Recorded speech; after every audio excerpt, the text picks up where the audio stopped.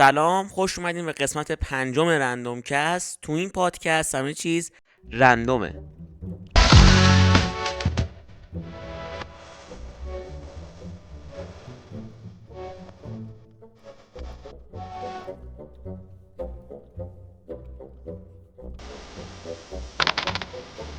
سلامی دوباره به کسایی که پادکست رندوم کست رو دنبال میکنن. خیلی دلم واسهتون تنگ شده بود، تقریبا یه 10 روزی ویدیو نداشتیم دیگه. داریم دوباره میریم به سمت پرکار شدن برای یوتیوب و خب خودم هم حالم زیاد یعنی گرفته بود که ویدیو نگرفتم و از یه طرفی هم حالم بد بود که ویدیو نمیگرفتم. در کل خیلی اتفاقات برام افتاده تو این 10 روز تقریبا و حتما میگمشون. این قسمت میخوام بگم مثلا تقریبا صحبت کنم که ویدیوی امانگ آس چجوری گذشت، چجوری ساختمش، چجوری اصلا بهش فکر کردم و این حرفا، و یه سری هم آپدیت از خودم بدم. قسمت بعدی، حالا من تو کردستان گفتم اینو، قسمت بعدی قراره در مورد فیلم و سریال صحبت کنیم. حتما نظرتون رو یا فیلم مورد علاقتون رو بگید تو کامنت ها. حتما کامنتتون گفته میشه تو پادکست و یا اول فصل صدای امیدوارم نیفته و حتما میگیمش توی پادکست. خودم هم یه سری فیلم و سریال جدید دیدم و دوست دارم که توی پادکست حتما در موردش صحبت بکنم. کلا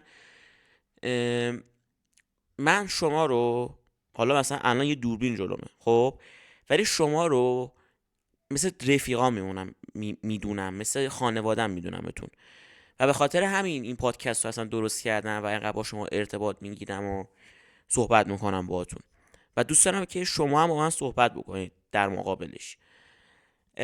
خب من یه 10 روزی نبودم، یه ویدیو خفن داشتیم، ویدیوی امانگ آس، یه پادکست داشتیم توی کردستان که خوب ویو خورد و کلا یه چیز جالبی که بهتون بگم، من مثلا خب تو قسمت اول در موردش کامل صحبت کردم دیگه.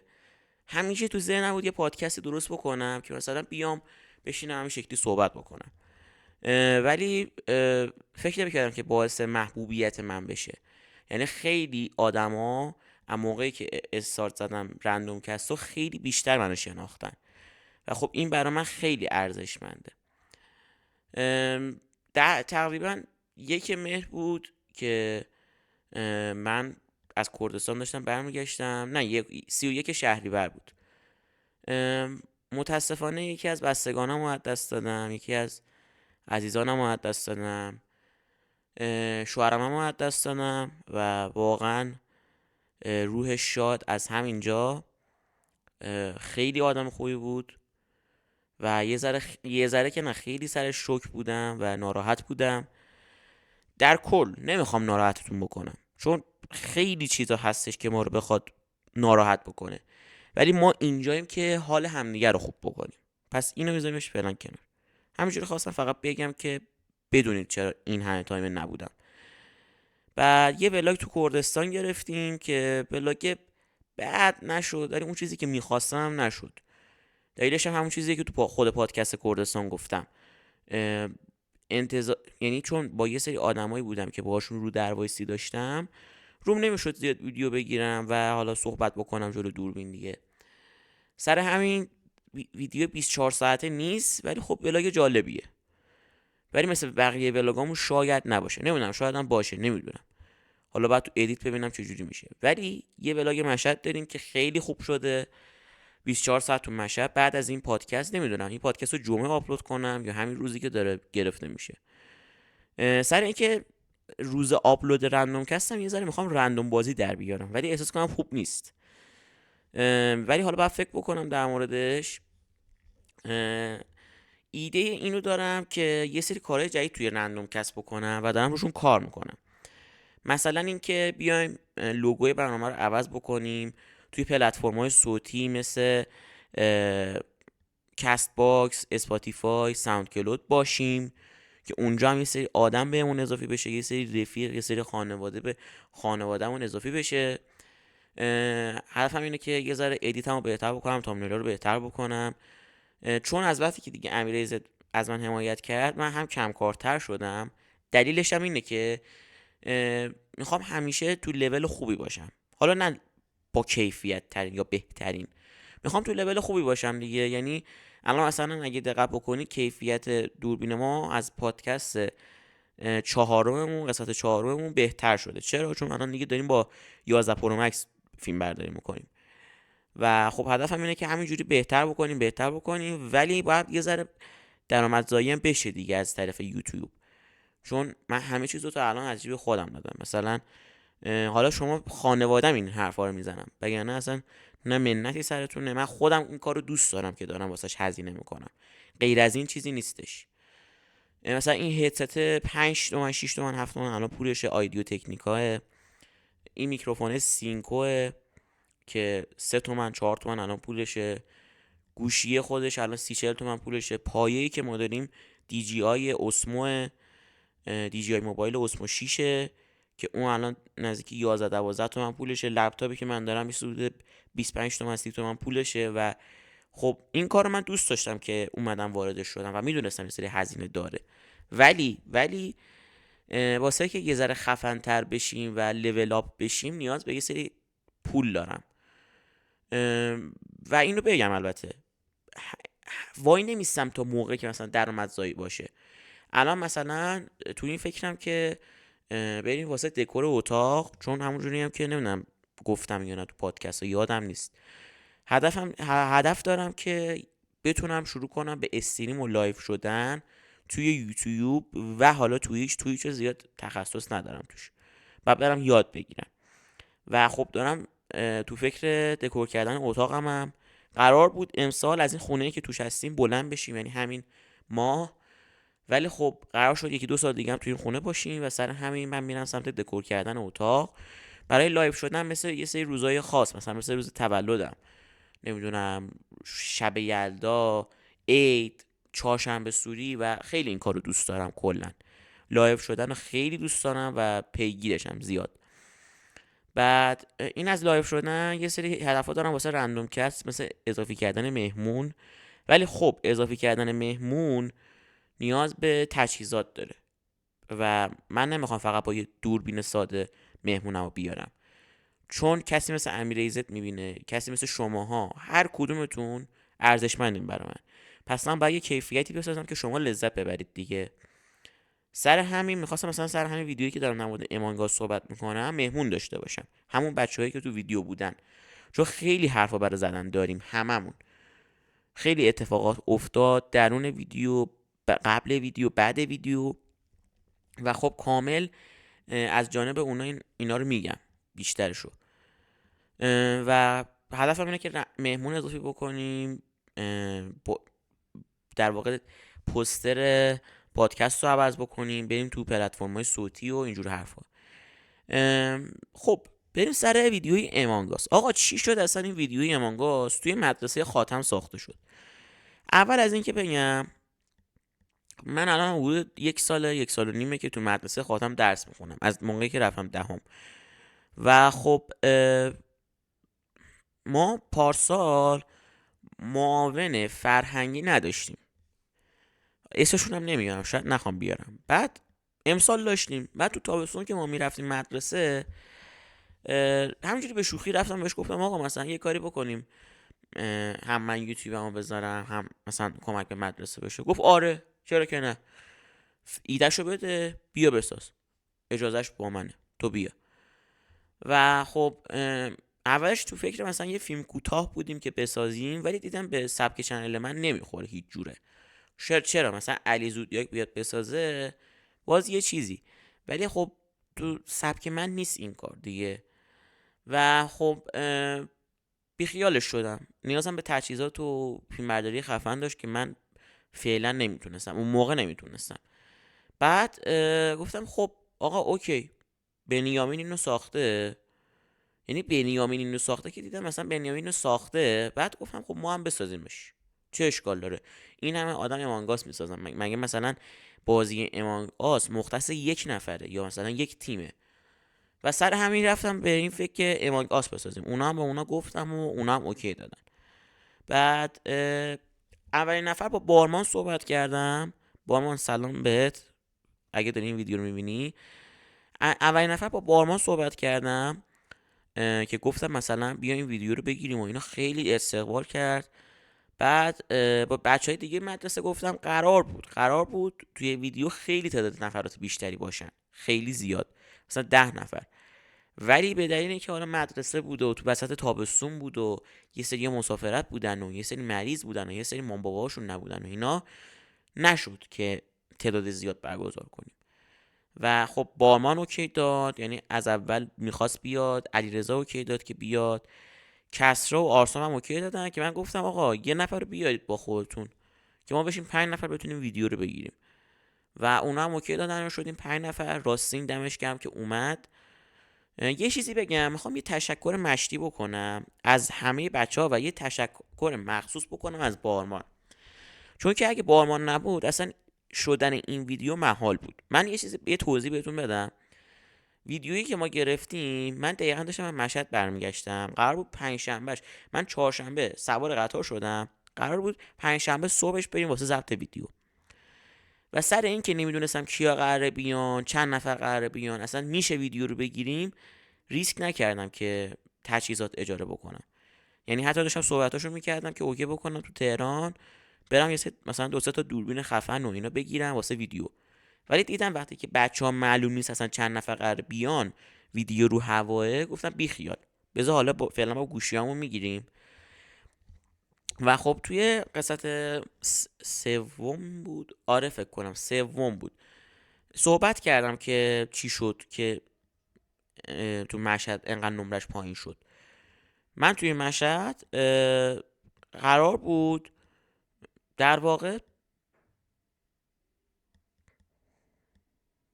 توی مشهد ما خب مثلا یه هفته اونجا بودیم، 4-5 روز، و موقع برگشت من شلوارک پام بود مثل الان که پامه. و خب یه نفر اومد به من گیر داد و اینا، من اونجا سر من داد بیداد کرد و منم فوش دادم بهش و کتک کاری کردیم و این داستانا تو راهن مشهد. و خب اصلا حالم گرفته بود، اومده بودم تو قطار. میدونی من کتک نخوردم خب، ولی وقتی که شما دعوا میکنی یا یه حاشیه‌ای برات به وجود میاد، یه چیزی که ناراحتت میکنه، عصبیت میکنه، تو یک روز بعدش به هم ریخته ای. و خدا رو شکر اون یارو رو من خوب زدم. با مامانم هم بودم، با بابام نبودم. و خوب جوابشو دادیم دیگه، یعنی یه کاری کردیم باش که دیگه هیچ وقت این گیرا رو نمیده به کسی. و حالا بگذاریم ازش تا نکردمون تو گونی، یه خطر گونی باید بذاریم واسه یه پادکستامون. بعد خلاصه حالم گرفته بود، اعصابم داغون، نشسته بودم تو قطار توی برسیم مثلا تهران. بعد یهو با ما پیغام داد ویدیو رو میخوای چیکار کنی، بچه‌ها میان. گفتم با ما واقعیتش این شکلیه، من بیخیال شدم، احتمالا نگیریم ویدیو رو. بعد گفت چرا؟ من میگم به بچه‌ها دیگه دمش گرم، به این زنگ بزن، به اون زنگ بزن، اینو اوکی کن. و دمت گرم بارمان، واقعا از همینجا دمت گرم. کاری که کردی خیلی ارزشمند بود واسه من، چون اگر تو نبودی ویدیو نمیشد واقعا. دیگه خلاصه دیدم اوکی شد، مثلا تا 4-5 نفر رسیدیم و قرار بود 7 نفر بیان، ولی شدن 5 نفر. بعد رفتیم مدرسه و من یه دوربین گرفتم دستم که خودم رو میگرفت، یه دوربین گرفتم دستم که بچه ها رو میگرفت و کار خیلی سختی بود. به بچه ها هم گفتم هر کدومتون با دوربین گوشیاتون بگیرین، ولی یادم رفت که مثلا بگم دوربین اینجا بیارید به جای اینجا. ولی تو ادیتش خیلی خوب برآمد. من تو کل شهریور رو ساعت 9 صبح پا شدم تا 3 شب ادیت میزدم و هیچ کاری نمیکردم اون پین، و فقط غذا و حموم و ورزش و اینجور حرفا. و خیلی هم سخت بود. بعد سر آپلودش خیلی سخت بود، یه سری داستانا مدرسه خوردیم، سر اون سخت بود، ولی بالاخره شد. ولی بالاخره شد. و خیلی خوشحالم که این ویدیو بالاخره اوکی شد و تونستیم این ویدیو رو بذاریم تو چنل. و اولین تجربه من بود از همچین ویدیوهای چند نفره، ویدیویی که سخت ادیت کردنش، و خیلی تجربه به من داد و این واسم ارزشمنده. حالا درسته من اصلا درآمدی سر ویدیو نداشتم، هیچی، صفر، ضررم کردم پاش، یعنی کلی هم پول خرج کردم، شاید یه سری داستانا هم داشتم تو مدرسه، اعصابم خورد شده، وقتمو گذاشتم، ولی واسه من ارزشمند بود به هر حال. ولی امیدوارم شما هم دوستش داشته باشین. سعی کردیم توی قدرتی که داریم، توی توانی که داریم بهترین کیفیت رو بسازیم. واقعا دم بچه ها گرم، دم بارمان گرم، دم علیرضا گرم، دم راستین گرم، دم کسرا گرم، دم آرسام گرم، واقعا دم تک تکتون گرم.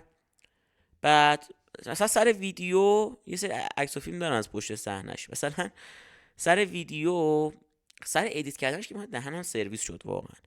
یعنی فهمیدم ادیتورها واقعا کارشون سخته، میدونستم ولی خیلی بیشتر به این نتیجه رسیدم. مثلا شما 9 تا ویدیو داری که باید اینا رو با هم سینک کنی، که مثلا اگه راستین اون لحظه بارمان رو نشون میده بره رو دوربین بارمان، بعد مثلا بارمان اگر علیرضا رو نشون میده بره رو دوربین علیرضا، اگه من میام علیرضا رو نشون میدم بره رو دوربین من. و این خیلی سخت بود مچ کردنش، واقعا سخت بود. تقریبا یه 2 هفته 3 هفته طول کشید تا ادیتش کامل بشه و تو مهر اومد، به مناسبت 1 مهر بود. حالا میگن یه حرفی که از خیلی شنیدم، خب چه ربطی به 1 مهر داره؟ خب عزیز من بیا بهت بگم. ببین، شما وقتی که وارد یه مدرسه جدید میشی یا حالا وارد یه سال تحصیلی جدید میشی، یک سری آدم پاچه خار و عشق جایزه که از معلم بگیره و از ناظم بگیره هست توتون. خب و خب شما عادی رفتار میکنید دیگه، فکر میکنی آدم اوکیه، آدمی که داستانی نداره. و خب من این ویدیو ساختم که بفهمونم یه ایمپاستری همیشه این وسط هست، یه ایمپاستری همیشه تو زندگی آدما هست. چه جمله گفتم! آره، یه ایمپاستری همیشه هست تو مدارس و شما باید اون رو بشناسی، با بچه ها بشناسینش که به فنا نرید. و من به خاطر همین سر 1 مهر اینو ساختم. یعنی تنها دلیلم همین بود، دلیل دیگه ای نداشتم. و خب امانگاس رو ساختیم. اولش که رفتیم سر مدرسه، فقط 12 تو مدرسه بودن، هیچ کس تو مدرسه نبود. بعد مثلا سر تسکا به داستان خوردیم، من اصلا نمیدونستم چه تسکی بهشون بدم. بعد اونا میگفتن سخت نده، ما حوصله نداریم حساب کنیم. بعد از یه طرفی بعد یه طوری میشد که طولانی بشه، اینا مثلا سرگرم اون تسکه بشن، جای تسکا رو عوض کن، تسک اضافی کن، نقش بده، نقش کم میومد، نقش زیاد میومد، اصلا یه داستانی بهتون بگم. و به مدرسه گفتم مثلا چون بچه ها دارن میان، خب این مدرسه این ویدیو از طریق مدرسه هم حمایت شد ازش. به بچه ها گفتم که به مدرسه گفتم که مثلا به بچه ها غذا بدید. و خب پیتزا واسهشون گرفتم. بعد مثلا بعد پیتزا رو سفارش میدادیم، نمیشد، ساعت 12 ظهر بود، هیچ پیتزا فروشی جوابمون رو نمیداد و اصلا داستانایی.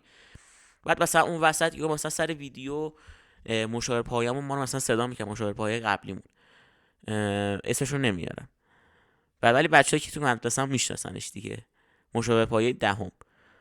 مثلا یه ما ستا رو صدا میکرد، ما رو میآورد مثلا واسه دانش آموزی که جدید بود گوشی گرفتم یا نه، مثلا به اولیاء میگفت، مثلا میگفت من چه جوری ام، نمیدونم این داستانا. بعد ویدیو سر ادیت کردن، سر انتقال فایل‌ها، فقط 1 ساعت انتقال فایل‌ها تو خود مدرسه طول کشید. بعد اینکه تایم کم آوردیم، اینترو نگرفتیم، مجبور شدیم یه اینترو، ما در واقع 2 تا ویدیو تو مدرسه گرفتیم. یه ویدیو قایم موشک گرفتیم که زیاد خوب نشد، یه ویدیو امانگاس گرفتیم که هدف اصلیمون امانگاس بود. بعد واسه این قایم موشکی ما 3 تا اینترو گرفتیم، واسه قایم موشکی 3 تا اینترو گرفتیم، واسه امانگاس اصلا دیدم هیچی نگرفتیم. کی مثلا 22 شهریور. و مجبور شدم برم یه تیکه که من خودم میگم امانگاز رو بیارم اون تیکه و اصلا یه سری داستانایی که نگم واسهتون.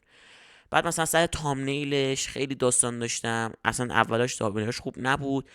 بعد مثلا ذهنم رسید که تامنیل بنیامین خیلی خفنه، اوکی براش میداریم، چون مستر بیست تامنیلش انقدر کپی میشه، خود مستر بیست تامنیلش رو از یک سری آدمای دیگه کپی میکنه، بنیامین همین کارو سر مستر بیست میکنه. مثلا اون ویدیو 50 تا یوتیوبرش مال خود مستر بیسته و فقط صورت یوتیوبرها رو گذاشته و ما هم همین کارو کردیم. ولی انتظار داشتم ویدیو امانگاس ویو خیلی خفنی بخوره، مثلا 2000 تا، ولی اونجوری که فکر میکردم نشد. احساس کنم به خاطر الگوریتم و CTR و تایمی بود که آپلود کردیم و تامنیلاش بود. ما تقریبا 10 تا تامنیل عوض کردیم. و مرسی از خانم ماهور، حالا نمیدونم ویدیو رو میبینه یا نه، کس ادمین یا همون سازنده کانال یوتیوب توی تلگرام و یوتیوب یه چنل یوتیوب جدیدم زدن، برید حتما ببینید چنلشون رو، میذارم تو دیسکریپشن. دمشون گرم، از ویدیو من حمایت کردن. خیلی خانم ماهور منو سر تامنیل ویدیو، کیفیت ویدیو، ادیت ویدیو منو کمک کرد و دمش گرم جدی. هیچ وقت کاری رو که کردی فراموش نمیکنم. و خب تو چنلمون هم بوده، تو کامنت ها بوده و دمش گرم جدی. و برید ازشون حمایت بکنید. حالا من خودم از اونا حمایت شدم، ولی برید ازشون حمایت بکنید اگه نمیشناسید این کانال و چنل تلگرامی رو. و دیگه بعدش مثلا ما اینو گذاشتیم تو کانال مدرسه، مثلا میخواستیم یه سری اولیه و بچه هم بیان ببینن ویدیو رو. یه سری داستان ما بچه های مدرسه داشتم، بعد دوباره اوکی شد که ویدیو رو بذاریم و سر آپلودش مثلا آپلودش 6 ساعت طول کشید تا آپلود بشه، چون 4 گیگ بود فایل اصلیش.